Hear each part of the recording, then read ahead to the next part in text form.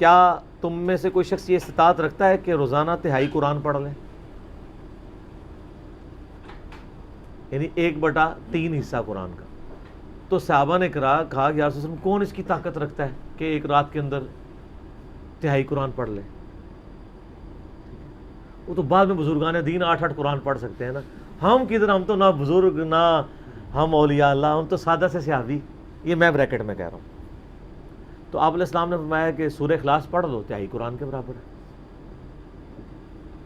اب بابے آپ کو بتاتے ہیں کہ فلاں بابا روزانہ 4 قرآن ختم کرتا تھا، فلاں بابا 8 قرآن ختم کرتا تھا، فلاں بابا جو ہے 12 قرآن ختم کرتا تھا.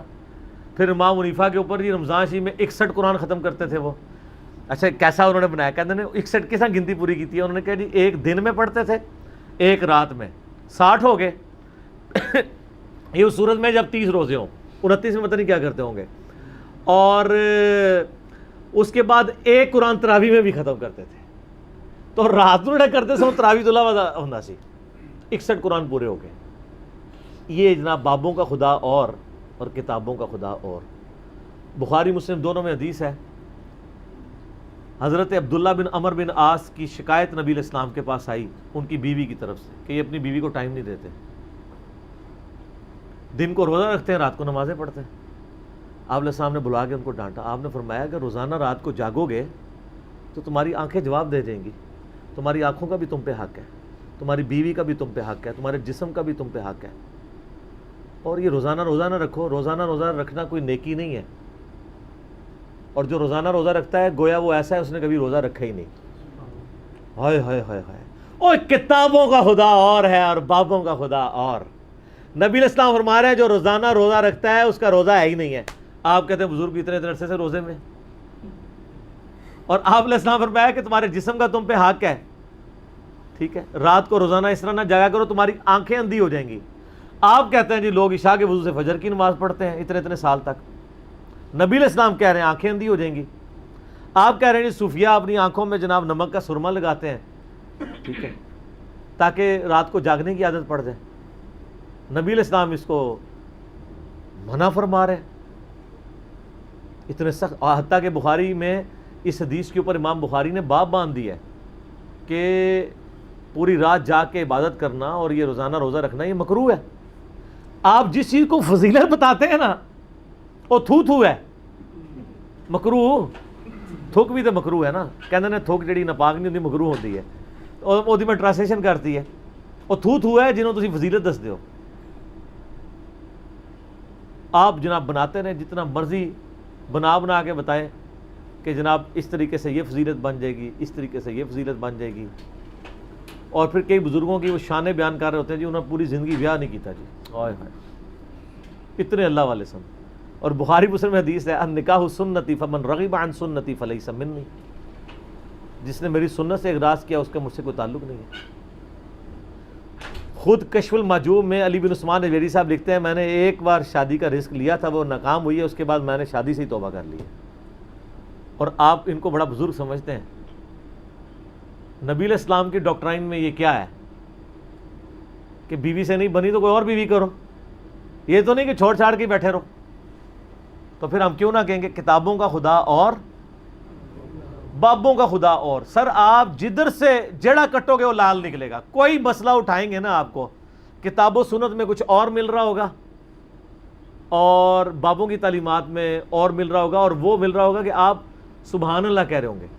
وہ کہتے ہیں جی امام حنیفہ رحمۃ اللہ علیہ جو ہے نا وہ کسی کو وضو کرتا ہوا دیکھتے تھے نا اس کے گناہ دھلتے ہوئے اس کو نظر آ جاتے تھے. تو بات امام حنیفہ بھی سن لینا انہوں نے بھی آسا چھوٹ جانا ہے.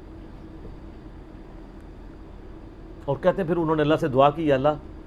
اچھا اس میں یہ بھی الفاظ ہے فضائل اعمال میں کہ وہ یہ بھی بتا دیتے تھے کہ اس کا گناہ یہ مکروہ والا ہے حرام والا ہے کیڑا پوری انہوں نے لکھا ہوا ہے. اور سر امام صاحب زندہ ہونے نا صرف تانوں سمجھانے سے میں کہتا امام صاحب اے میرا مشین ڈیزائن دا فارمولہ ہے ذرا دیکھ کے دسو کیا لکھا ہے. ان کو بھی پتہ نہ پڑھ سکتے. اور آپ کے علماء نے جو بڑے بڑے ٹچ سکرین موبائل رکھے ہوئے نا یہ امام صاحب نہ چلا سکتے جب تک آپ ان کو سکھاتے نا. کیا آپ کہانیاں کرا رہے ہیں. اور دوسری طرف بخاری مسلم میں حدیث ہے اللہ تعالیٰ گنہگار شخص کو بلائے گا اور مخلوق سے اس کا پردہ کر کے نا اللہ تعالیٰ فرمائے گا تو نے یہ کیا یہ کیا یہ کیا یہ کیا، قریب ہے کہ وہ کہے گا مارا گیا۔ اللہ فرمائے گا دنیا میں پردہ رکھا تھا نا، چل آج بھی پردہ ہی رکھتا۔ وہ اللہ جو گناہوں پہ پردہ رکھتا ہے وہ امام حنیفہ کو لوگوں کے گناہ دھلتے ہوئے دکھائے گا، اور لعنت ہے آپ لوگوں کی سوچ کے اوپر۔ آپ بزرگوں کی بزرگی ثابت کرنے کے لیے اللہ کے اوپر جھوٹ باندھ رہے ہیں، ستار العیوب کے اوپر جھوٹ باندھ رہے ہیں، پھر فضائل مال میں ہی آپ کو مل جائے گا۔ اب تو ہم کھل کے بول سکتے ہیں کیونکہ تبدیلی آ گئی ہے، میرے کلپ میں ہے نا۔ تو وہ کہتے ہیں جی کہ یہ قرآن کی آیت ہے نا، طٰہٰ ما انزلنا علیک القرآن لتشقیٰ الا تذکرۃ لمن یخشیٰ، اس کا شان نزول بنا کے لکھا ہوا ہے بابوں نے، کتابوں نے نہیں، کتابوں کا میں آپ کو بعد میں بتاتا ہوں۔ وہ کہتے ہیں جی نبی علیہ السلام جو ہے نا، ابتدا میں آپ صلی اللہ علیہ وآلہ وسلم اپنے آپ کو ایک رسی سے باندھ لیتے تھے، نماز پڑھتے تھے تاکہ نیند آئے تو جھٹکے کی وجہ سے آنکھ کھول جائے۔ نبی علیہ السلام اس طرح کی نمازیں پڑھتے تھے کہ آپ اکتائے ہوئے ہوں۔ بخاری مسلم میں حدیث ہے، آپ نے فرمایا کہ قرآن تم پہ غلبہ حاصل کر لے گا، اتنی دیر قرآن کی تلاوت کرو جتنے دن طبیعت ساتھ دے، جب تمہیں نہ پتہ چلے تم کیا پڑھ رہے ہو چھوڑ دو، نماز بھی چھوڑ دو جو نفلی نماز ہے، کہ پوری پوری رات جاگنے کی ضرورت نہیں ہے۔ اور کہتے ہیں اس پہ آیت نازل ہوئی کہ اے نبی آپ پر قرآن اس لیے نازل نہیں کیا کہ آپ مشقت میں پڑھ دیں، بلکہ یہ تو نصیحت ہے۔ وہ تو آگے پھر پڑھیں گے نہیں نا، اس کا مطلب بھی پھر دوسری طرف چلا جائے گا۔ حالانکہ قرآن خود بتا رہا ہے کہ اس کا مطلب کیا ہے۔ یہ مکی صورت ہے، طٰہٰ ما انزلنا علیک القرآن لتشقیٰ، اے نبی ہم نے قرآن اس لیے نازل نہیں کیا کہ آپ مشقت میں پڑھ دیں، الا تذکرۃ لمن یخشیٰ، یہ تو صرف نصیحت اس کے لیے ہے جو خود ڈرنا چاہے۔ یعنی آپ اس مشقت میں کیوں پڑھ گئے کہ لوگ کلمہ پڑھ لیں؟ جس نے نصیحت حاصل کرنی ہوگی کر لے گا۔ فذکر بالقرآن من یخاف وعید، اے نبی اس کو قرآن کے ذریعے وصیت کیجئے، نصیحت جو اللہ کی دھمکی سے ڈرے۔ سیذکر من یخشیٰ ویتجنبها الاشقیٰ، نصیحت اس کو کریں جو ماننا چاہتا ہے اور جو شکی ہو چکا ہے اسے دفع کر دیں۔ یہ مانا تھا۔ دوسری طرف بخاری و مسلم دونوں میں حدیث موجود ہے، نبی علیہ السلام گھر میں داخل ہوئے، آپ نے ایک رسی چھت سے لٹکی ہوئی دیکھی، پوچھا کہ یہ کس کی ہے؟ کہا کہ یہ آپ کی بیٹی زینب کی ہے، وہ رات کو نفل پڑھتی ہیں تو اپنا جوڑا باندھ لیتی ہیں اسے۔ وہ آپ نے میں اور رسی کھولو، بس اس وقت تک نفلی بات کرو جب تک طبیعت ساتھ دے، جب نیند آئے تو سو جاؤ۔ یہ کیوں اپنے ساتھ ایسا کر رہے ہو؟ جو نبی اپنی بیٹی کی رسیاں کھلوا رہے ہیں وہ خود یہ کریں گے تو پھر ہم کیوں نہ کہیں کہ کتابوں کا خدا اور ہے اور بابوں کا اور۔ سر یہ تو ہم بولنا شروع کریں تو یہ پوری رات یہ چلتا رہے گا، کتابوں کا خدا اور بابوں کا خدا اور۔ آخری لے لیں تبرکن۔